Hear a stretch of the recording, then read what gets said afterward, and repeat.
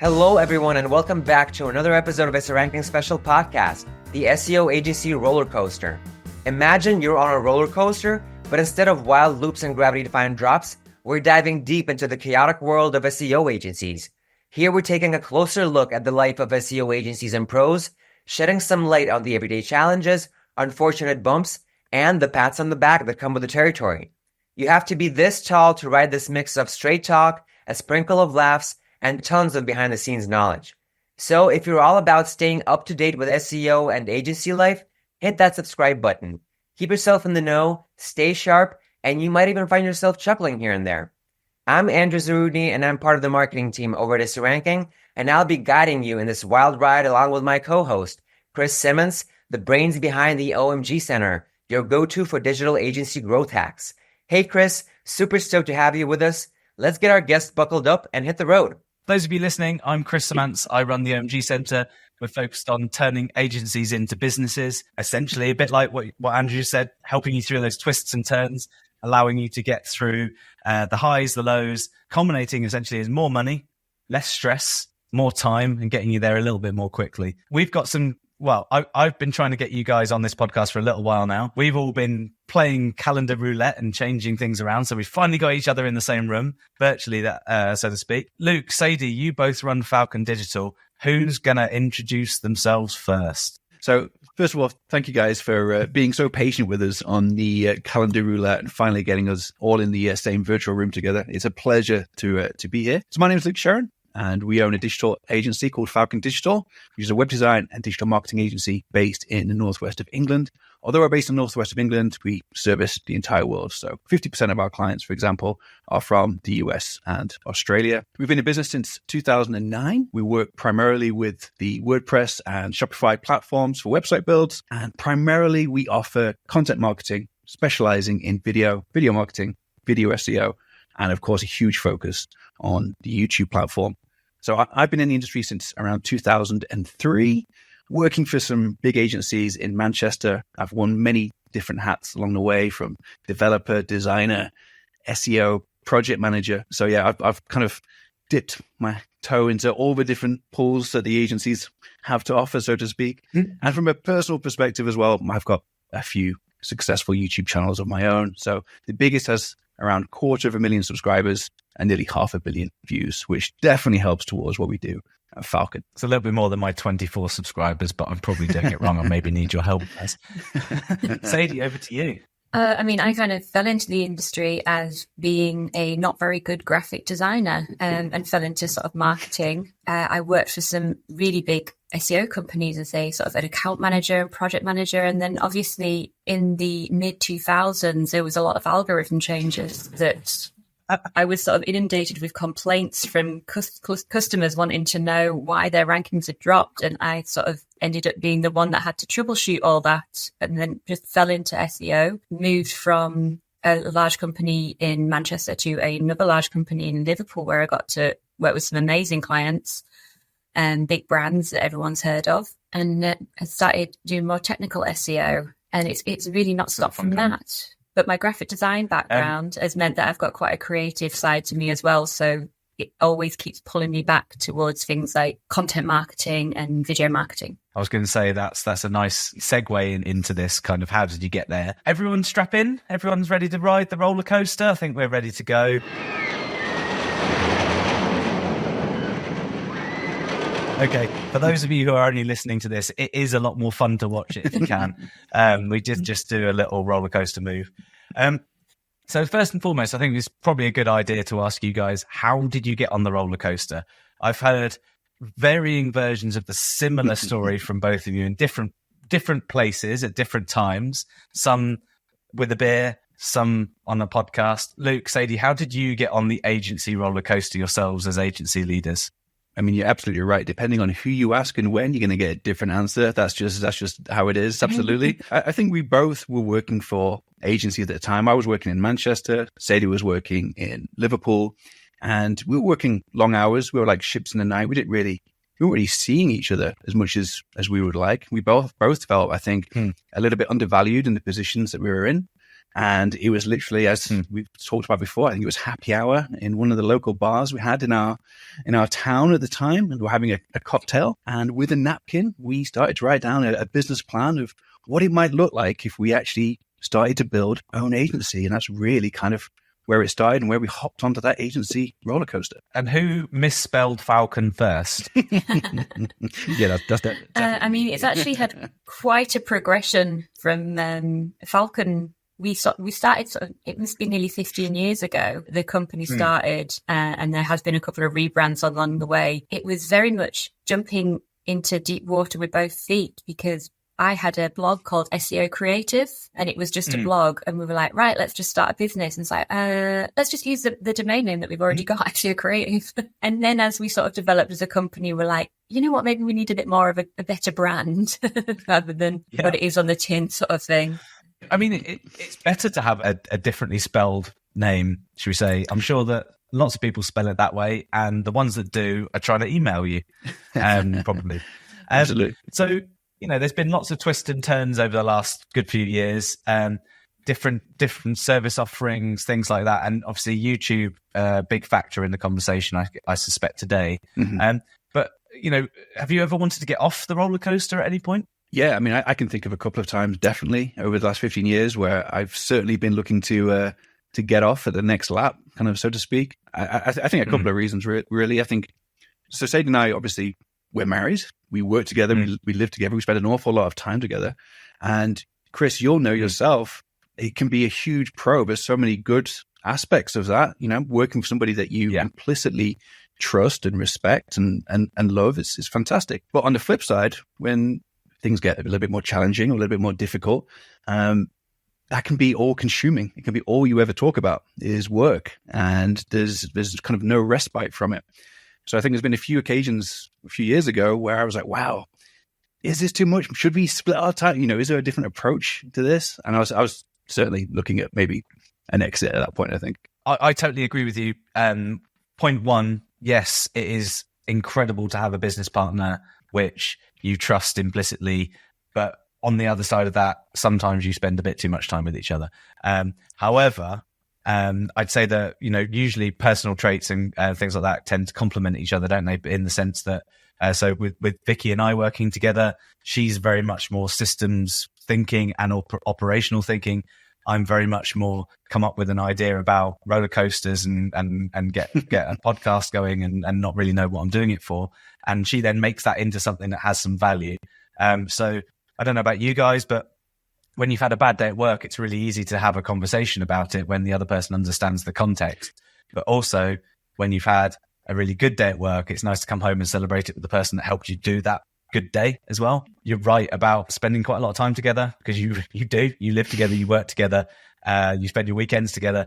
Sometimes opportunities, like, for example, and we'll get onto this, I think, in a moment, in the video aspect, there's whole new avenues to explore when you've got the faith and trust of the same co-founders. You primarily set up on an SEO front, isn't that right? Correct. So it's mostly SEO, and then you moved into SEO and web. How did that develop? And I think Andrew's going to talk about where you moved into video and all your millions of followers. But how did you get on from SEO into other services? What was the motivator there? I mean, SEO was where we started because at the time that was what we both did. We both knew really well.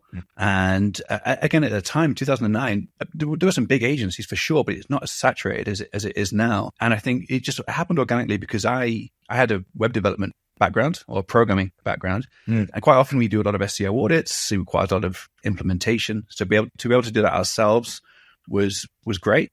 And so actually our first hire, who is now our technical director, 12 years later, was a programmer. It was someone who could take that load off my plate so that he could just do that kind of full time. And that's really just how it kind of started. It kind of started organically growing from there, I guess. It was kind of a recession at the time, and we knew that the companies we were working with were turning people away because they were charging, in the agency we were working back in 2007, they were charging sort of £1,000 a day. And that was just not affordable for so many people, especially in a recession. But in a recession, that is the time when you should be investing in your marketing. So we saw an opportunity there that we could, half those prices, offer the value that the big agencies were giving, because we were doing that work in the big agencies, to smaller companies. And that felt like something quite special that we could offer as a small company ourselves. Absolutely. How has this shift beyond SEO impacted your way further, your strategy? How has, in general, changed the playing field for you once you've opened up this door to beyond SEO, focus on marketing at a more affordable rate, given the recession at the time? I mean, it's overwhelmingly positive. I think that the issue that we had initially was that we actually tried to take too much on. I think we were like, actually, we can do this and we can do that and we can do this. And because we were a new company and we wanted to grow and we were excited, we were just saying yes to everything, things that we maybe shouldn't have said yes to, I think, in a few instances. So it was great in that created a lot of opportunity for us and it created growth for us. But it was also, we became very, very busy fools, I think, at one point. But it also was a good learning experience because we learned absolutely what we should be spending our time on and what we probably shouldn't be spending our time on too. And at the same time, we had children. And so having children kind of made a big impact on the time we were spending on things, and our priorities changed. So we were sort of like, well, yes, we can do everything, but there comes a point where you have to choose. You can't, you could choose all these jobs and learn as you go, or you can do what you enjoy doing and you can do what you're more passionate about, and limit your time spending on what you actually want to be doing, what you have fun doing. And that actually is much better for the client as well, because you put so much more into it when you're enjoying doing it and in finding that really interesting avenue. And it works for everybody, because if you can find that hook that makes it interesting for the client, you can find it for the client's customers, and you offer a much better service, as well as not spending a lot of time on the boring stuff you don't want to do. Living life in hard mode makes those decisions easier in the end, doesn't it? Yes, absolutely. Yeah, I've been wondering, since the digital landscape is continuing to evolve, video content is getting a lot of attention. It's getting 12 times, according to different research, more shares on social media, and then text and images combined. And plus, we have this AI in different formats helping us out, texts, videos, images. And I'm just wondering, how has this shift impacted your strategies? Does it help you in any way today? And if so, how? For the majority of from doing video SEO, for our clients, we only really use AI for sort of like ideation stage, the first stages of sort of script writing, storyboarding. But it always comes down to manual review, and it has to be much higher caliber than AI can currently cope with. However, there are supporting things such as like horizontal scaling and stuff like that, where AI is really, really useful. But for clients' actual channels, we make sure the finished result is of much higher caliber than AI is capable of.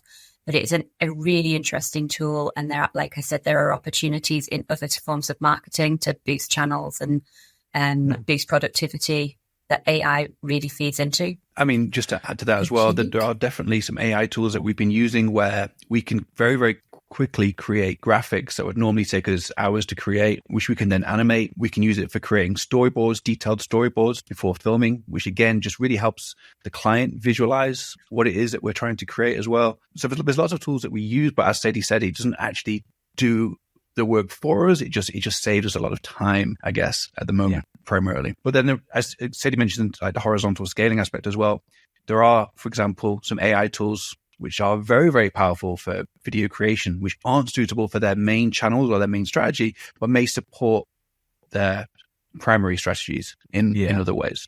I see that, quite a lot of this is an opportunity for agencies to do well from a scale point of view.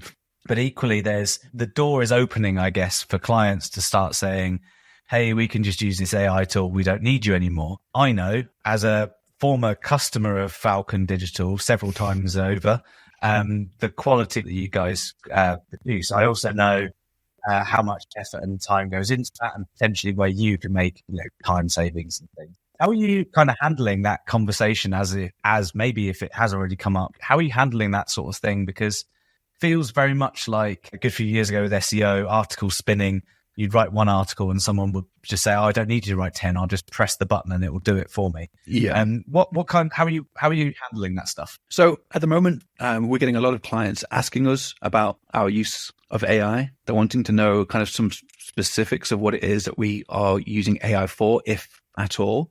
And I think overall, the general feeling is, I think that clients feel that we are saving some time potentially, and they want to see that reflected somehow within their costs.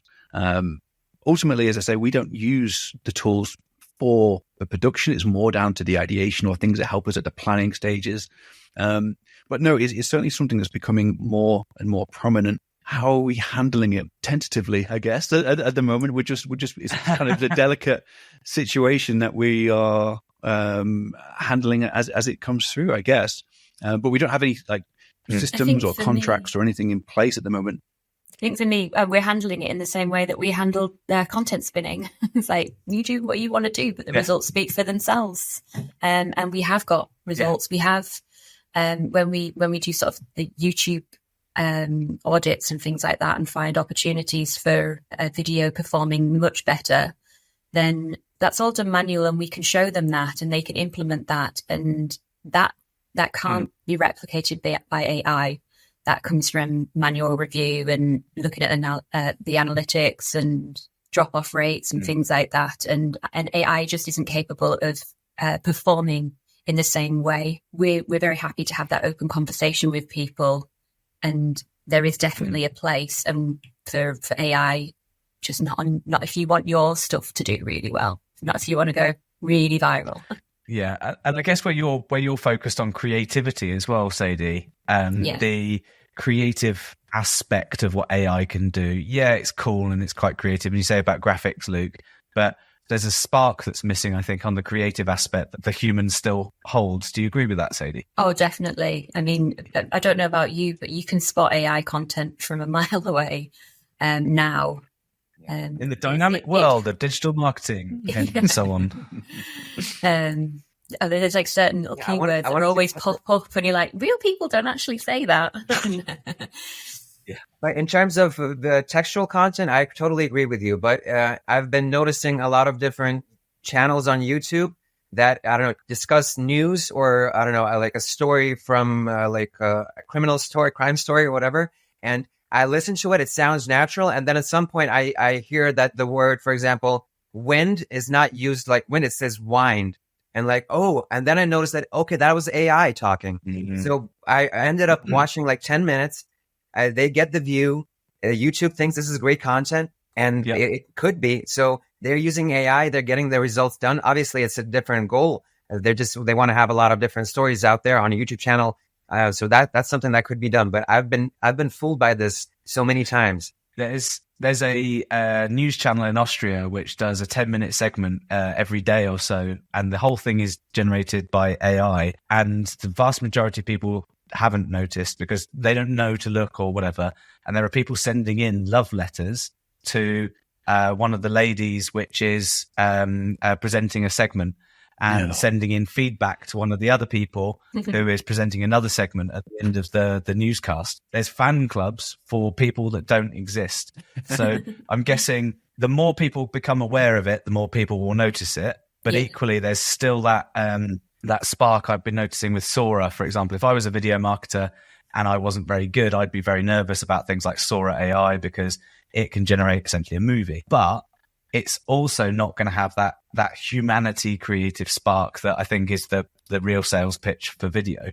And I guess the nice thing is the future for you guys looks pretty decent as well, in the sense that you're leveraging a lot of SEO success and history in running the agency as a good growing business, but you're leveraging that on the SEO side of things for video. And even with TikTok, there's SEO now, it seems. Yeah, that's right. I mean, what's interesting actually is I was on a call recently, and clearly this company was looking for like an SEO expert, so to speak. They had interviewed a few people, and what was clear was there was a lot of people that focused just on YouTube, which is great if that's what you're looking for. But the fact that we had this background in SEO and marketing as well meant that we just understood the bigger picture of what it was that they were trying to do so much easier. And a lot of the SEO I mean, SEO on YouTube, for example, is very different to SEO, what you might think of with Google, sure. But there's always going to be some crossover, some overlap. They are getting more and more similar as time goes by. And so, yeah, absolutely, having that background and even just the whole mindset of reverse engineering how things work and testing to see what gets results, that whole mindset is incredibly beneficial for platforms like YouTube, for sure. Also, if you're wanting to put bulk content out there that isn't particularly good, AI is great for that. And I don't mean that to be really rude, but it's great. And you can get results from that. You can get subscribers, you can get views, but businesses don't come to us necessarily for just subscribers and views. They want it to come back to the website and they want to make sales of it. And that is something that AI can't really analyze. So you can get loads of views, but how do you convert it to sales? How do you get people, how do you use YouTube and get it back? How do you use TikTok and get it back? Pushing out the content without any kind of strategy, just to put content out there, will still do okay. You're still going to do good. You could get millions of views, if you're putting 6 pieces of content out across lots of different platforms every day, you can easily hit millions, but will it actually convert to sales? Will you get a return on that investment? And that's where we're not really concerned about AI.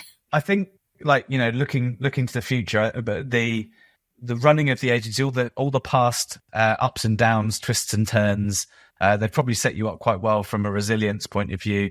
Having 2 kids which are very active outside of school and things like that is another big part of living life in this, being resilient and growing and changing things. A lot of the historical impact of the SEO that you've done and the improvement on the client sites, that's where you come to that point that you just mentioned there, Sadie, in that the videos that you produce, the content you produce for clients and the YouTube channels you grow for clients, they're not worth anything unless the actual website performance is quality and it then generates the sales and things like that. Industry evolves further and further into the future. Those are the kinds of business running agency things that you can only really learn through experience. Yeah. I mean, we've got a few clients. Yeah, absolutely. And, in fact, when their videos go live, we can have a look at their website analytics and when the video's gone live, because for a good couple of hours later, you get lead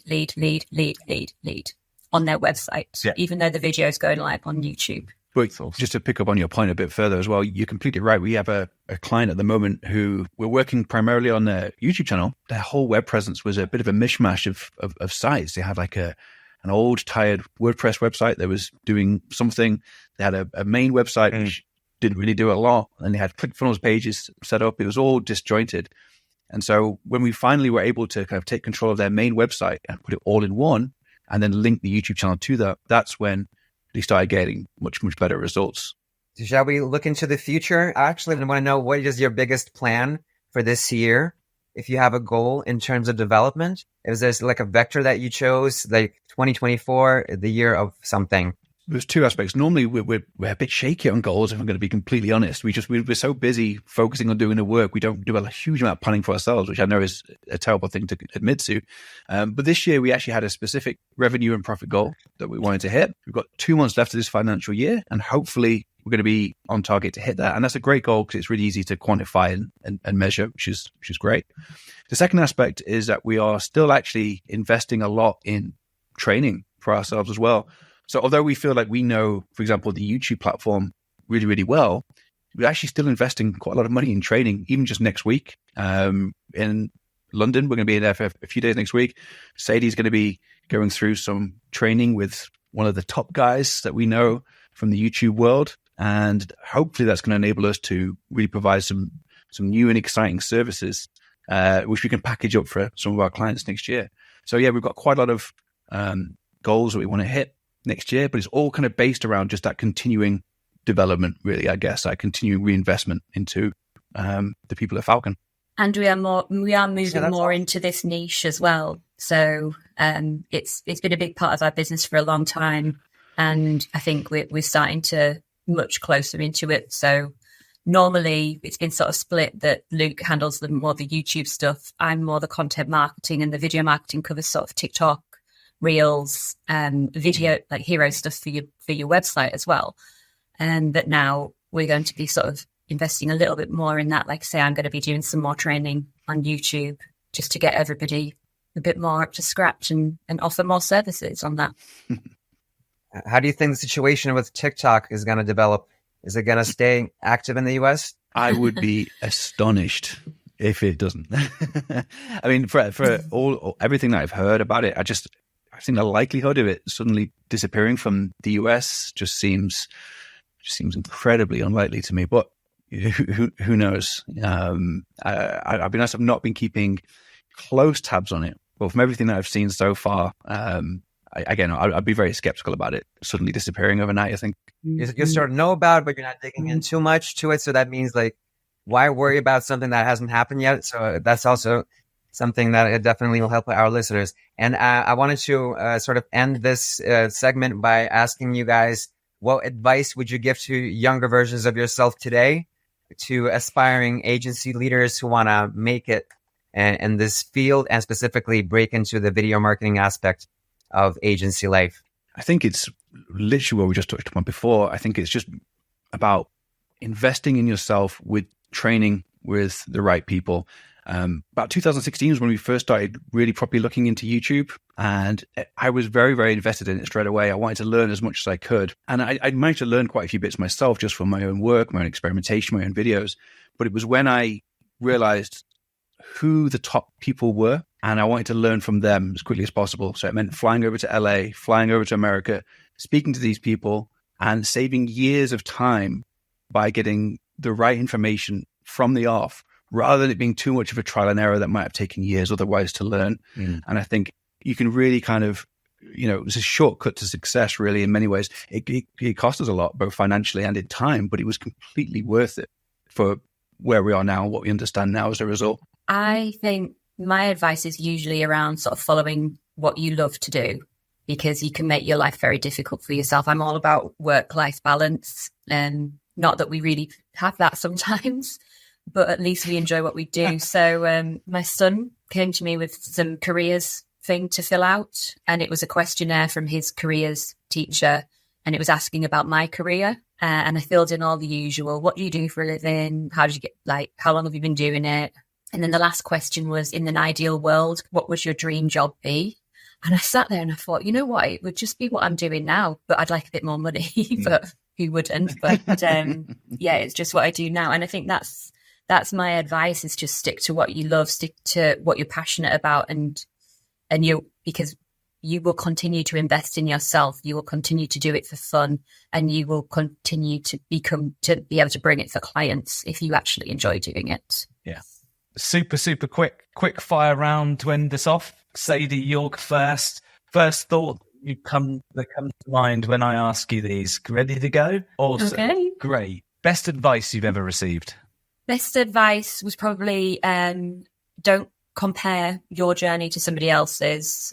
So, when other people have grown a massive agency and often taking in every single job and focusing on more money and having big teams, that doesn't necessarily need to be your journey. You can find success in any pathway that you want. So awesome. And what's the biggest mistake that you've ever made? Luke, do you want to take that one? Sadie? Don't say me. Oh, I thought it was to you, Sadie, I think, wasn't it? I'm happy to answer it. It was to you. What's your I biggest was wondering mistake, if you wanted to take that one, because I can't. Go on, Luke. What's your biggest mistake? Be nice. From an agency perspective, don't worry. I know not to say certain things, otherwise my life would be miserable. But from an agency perspective, I would say the biggest mistake that we made was just trying to grow too fast at the start. We, I don't know why, but we had it in mind that we wanted to be a 12-person agency, and we were kind of accelerating towards that. We got to 7 people, and we're like, why are we doing this? Why are we making things so difficult? There was no rhyme or reason as to why we were doing it, other than just because that's what everybody else was doing. And it was a big mistake, and one that we took a long time to kind of recover from, I guess. That's often a mistake most agencies make anyway, partly because of not listening to the advice Sadie gave just a moment ago, in that you look at other people and you measure your success against them, and you go to conferences and you see all this stuff and you go, oh my God, we've got to hire 5 more people, and you then got to bring in the work to do it all, and plates are spinning and mistakes get made. I think we can all recognize that. All right, so let's end it here. I want to sign off by saying that is it for this episode of the SEO Agency Rollercoaster podcast. Thank you to Luke and Sadie Sherran of Falkon Digital for coming on. It has been a pleasure. This whirlwind adventure is brought to you by SEO Ranking, the go-to SEO toolset for over 40,000 digital agencies worldwide. If you're ready to take your agency's SEO game to the next level, be sure to join the SEO Ranking family. Don't forget to hit that subscribe button for more insights, laughs, and all things SEO.